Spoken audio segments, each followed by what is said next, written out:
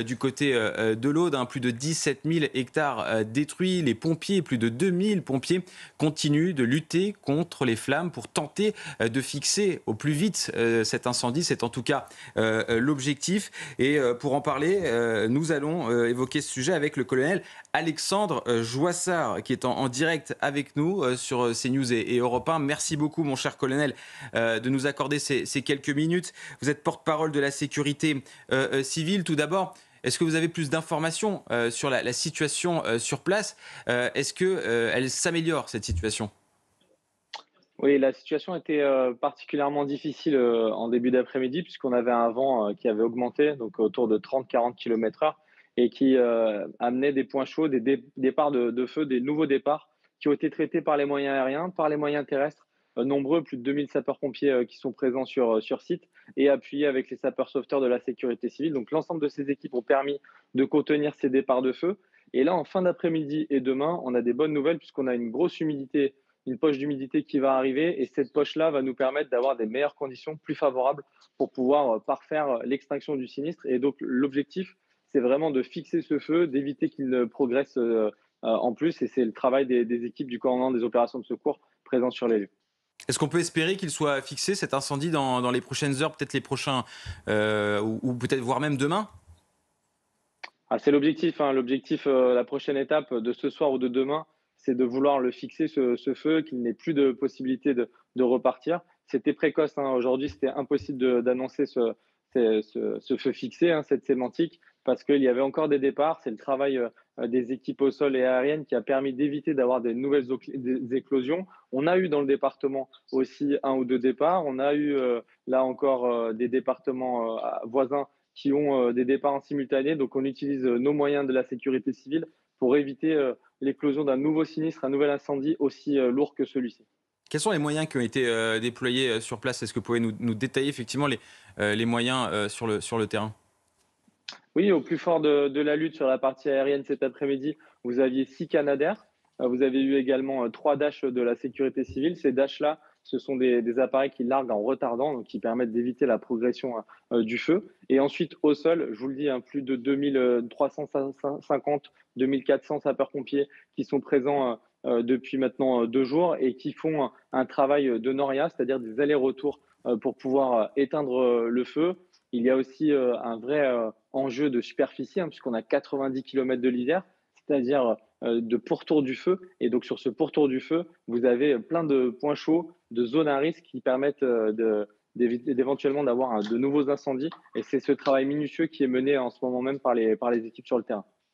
Bien sûr, loin de moi l'idée d'être négatif, mais si cet incendie, pardonnez-moi, si cet incendie se poursuit dans les prochains jours, est-ce qu'on dispose aujourd'hui de davantage de moyens pour mettre davantage de moyens sur le terrain pour contenir ce feu et l'éteindre surtout, puisque c'est l'objectif? Ouais, votre question est tout à fait légitime. Elle est aussi liée au risque, hein, puisqu'on a d'autres départements sur lesquels on a des risques sévères. On a concentré tous nos moyens majeurs sur les 2 derniers jours. On aura encore la possibilité de mettre des moyens demain sur ce feu. Et donc, c'est pour ça qu'on a un bon espoir de pouvoir le fixer à côté. C'est ça le travail, hein, du centre opérationnel de gestion internationale des crises avec le centre avancé de coordination présent à Nîmes, que d'anticiper la suite et donc de générer des moyens supplémentaires. C'est ce travail qui est géré au niveau du centre opérationnel avec les zones de défense et avec les services incendies de secours qui, eux, vont permettre d'avoir des sapeurs-pompiers professionnels et volontaires qui vont venir d'Île-de-France, du Nord, du Sud-Est, du Sud-Ouest de la France pour pouvoir venir aider les différentes zones à risque. Et ce travail, je tiens à le dire, il est fait par les services d'incendie de secours, donc un travail colossal. Il est fait aussi avec les forces de sécurité civile et il est fait avec des sapeurs-pompiers volontaires qui reviennent de congé pour certains pour pouvoir prendre des départs. Donc, c'est à noter. Est-ce qu'aujourd'hui, bien sûr, aussi, l'un des objectifs, c'est d'éviter de faire appel à l'Union européenne, j'imagine, de faire appel à ces moyens de pays frontaliers et qui sont membres de l'Union européenne. On préfère, pour l'instant, en tout cas, euh, obtenir ou en tout cas utiliser ces moyens français pour éteindre cet incendie. Sur la partie mécanisme européen de protection civile, on n'évite pas, hein, c'est un outil supplémentaire. Là, on n'en a juste pas souhaité l'activer. On n'a pas eu le besoin parce qu'on avait suffisamment de moyens en France pour pouvoir y répondre. Maintenant, si ce soir, demain ou après-demain, on en ressentait le besoin, que ce soit sur la partie aérienne ou soit sur la partie terrestre, on pourrait faire appel à ce mécanisme pour lequel on répond très régulièrement, nous, la France, pour aider nos voisins européens. On a envoyé encore des moyens en Bulgarie, en Grèce ou en Italie dans un passé récent. Donc, on n'aura pas de mal à recevoir des équipes. D'ailleurs, il y a même des pompiers allemands qui sont actuellement pour échanger dans le sud-ouest de la France. Donc, s'il y avait des feux dans les Landes ou en Gironde, on pourrait utiliser ces moyens d'ores et déjà. Donc, non, non, ce n'est pas un sujet, le mécanisme européen. Il faut l'utiliser, mais il faut l'utiliser à bon escient. Et là, en l'occurrence, nous avons décidé que sur ce feu dans l'Aude, on n'en avait pas le besoin immédiat. Merci beaucoup, colonel Alexandre Joissard, d'avoir été avec nous en direct Merci à vous. sur CNews et Europe 1 et de nous avoir éclairé effectivement sur les moyens à disposition sur le terrain pour tenter de contenir ce feu, de fixer ce feu. C'est en tout cas l'objectif. On espère que cela soit fait assez rapidement, mais on a entendu le colonel. Les nouvelles sont plutôt bonnes puisqu'il y a ce taux d'humidité qui doit permettre de faciliter le travail effectivement des pompiers sur le terrain. Donc les nouvelles sont plutôt bonnes, Elliot Maman. Écoutez, espérons-le, je reconnais que mes compétences en la matière sont extrêmement limitées, mais ce qu'il y a toujours d'absolument bouleversant dans ces images-là, c'est qu'il n'y a pas de représentation plus intime d'un individu que son foyer.